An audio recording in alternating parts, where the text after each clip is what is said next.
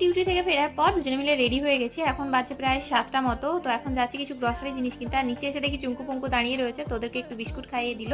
তারপর দুজনে বেরিয়ে পড়েছি, একদম সরাসরি পৌঁছে গেছি রিলায়েন্সে। তো খুব একটা দূরে না, বাড়ি থেকে মাত্র 5 মিনিট লাগে। তো চলো ভেতরের দিকে যাই, কয়েকটাই টুকটাক জিনিস নেওয়ার আছে যেগুলো নিয়ে চটপট করে বেরিয়ে পড়বো। তো এখানে এসে ফার্স্টেই ধূপ, তারপরে সেন্সোডাইন, ভিম বার, কিছু বোতল, এই সমস্ত কিছু নিয়ে নিলাম। আর একটু আজকে টাইম নষ্ট করিনি।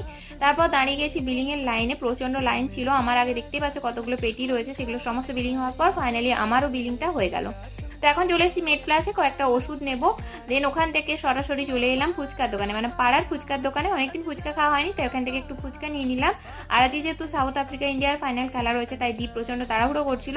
সেই জন্য আর কোথাও না গিয়ে সরাসরি বাড়ি এসে দুজনে মিলে ফুচকা খেলাম। আর কি কি কিনেছি সেগুলো তোমাদের সাথে শেয়ার করে দিচ্ছি। চলো, তোমরা দেখতেই পাচ্ছ বেশি কিছু নেওয়া হয়নি, এই কয়েকটা জিনিস নেওয়া হয়েছে। তো চলো, ঘোরাফেরা তো কমপ্লিট, এবার রান্না করতে হবে, যাই রান্নাঘরে। টাটা।